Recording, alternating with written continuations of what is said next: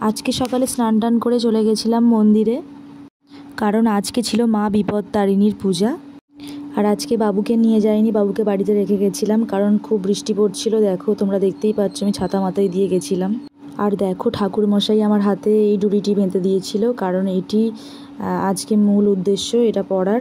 বিপত্তারিণী মায়ের এই ডুরিটা পড়তে হয় আজকে উপোস করে। আর বর্ষাকালটা বেশ দারুণ লাগে বলো, সারা দিন বাইরে বৃষ্টি ঝমঝম করে পড়তে থাকে, আমার তো দারুণ লাগে। আর সকাল 5টার সময় উঠে এমনিতেও আমার সব কাজ করা হয়ে গেছিলো, তো রান্নাটাও আমার প্রায় হয়েই এসেছে।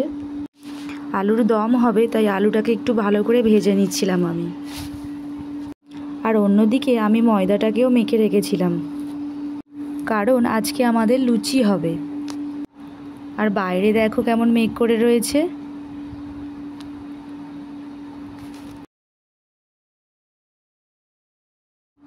আর আমার আলুর দমটা প্রায় হয়েই এসেছে।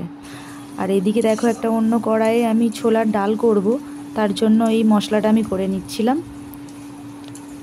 ছোলার ডাল হবে বলে। আর ছোলার ডাল খেতে আমার শাশুড়ি মা খুব পছন্দ করে, তো তার জন্য যখনই লুচি হয় তো তার সাথে ছোলার ডাল থাকেই থাকে। আর এদিকে আমার আলুর দমটাও রেডি, প্রায় সব রান্নাই হয়ে গেছে, ছোলার ডালটাও হয়ে গেছে আর আলুর দমটাও হয়ে গেছে, শুধু রইল বাকি লুচি করাটা। আর সুন্দর করে যদি রান্না করা যায় তাহলে সব রান্নাই সুন্দরই হয়। আর আলুর দমটা কিন্তু দেখে আমার নিজেরই খেতে ইচ্ছা করছে বন্ধুরা, তো লুচি হলে ভালো করে জমিয়ে খাওয়া যাবে, বেশ ভালোই হয়েছে দেখতে।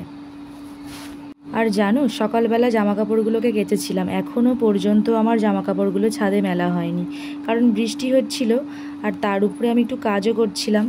আর রান্না করতে করতেই আমি চলে এসেছিলাম ছাদে জামাকাপড়গুলোকে মেলতে।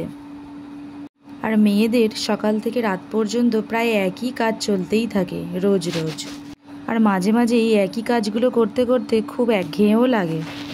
আর হ্যাঁ, যাই হোক, মেয়ে হয়ে জন্মেছি তো সংসারের কাজ তো করতেই হবে। আর এই বর্ষাকালটা পড়েছে মানে জামাকাপড়গুলোকে নিয়ে সারাদিন দৌড়োদৌড়ি করেই শেষ। তবে হ্যাঁ, সারাদিন সংসারে কাজ করতে করতে মায়ের কথা খুব মনে পড়ে। বিয়ের আগে মা যদি একটু কাজ করতে বলতো তখন করতে চাইতাম না, আর সেই কাজগুলোই এখন সারাদিন করেই চলেছি, কোনো রেস্টের বালাই নেই। আর তাড়াতাড়ি জামাকাপড়গুলোকে দিয়ে আমাকে নিচে যেতে হবে, কারণ গ্যাসে আমি রান্না করতে করতে চলে এসেছি। আর তাড়াতাড়ি করে এসে এবার আমি লুচিগুলোকে করছি। আর তেলটা গরম হলেই একের পর এক আমি লুচিগুলোকে দিয়ে আমি তৈরি করে নেব। আর দেখো লুচিগুলো কত ফুলছে, এই ফুলকো ফুলকো লুচিগুলো খেতে কিন্তু দারুণ লাগে। আর এই ফুলকো লুচিগুলোর সাথে ওই তরকারিগুলো বেশ জমেই যাবে। আর তেলে লুচিগুলো ছাড়ার সময় আমার হাতের মধ্যে তেল ছিটকে এসে পড়ে আর আমার হাতে পুরো ফোসকা পড়ে যায়। আর হ্যাঁ, এদিকে দেখো, আর আমার তো থালা সাজানো রেডি, দেখো কেমন হয়েছে আমার রান্নাগুলো। আজকের এই ভ্লগটি কেমন লাগলো জানিও।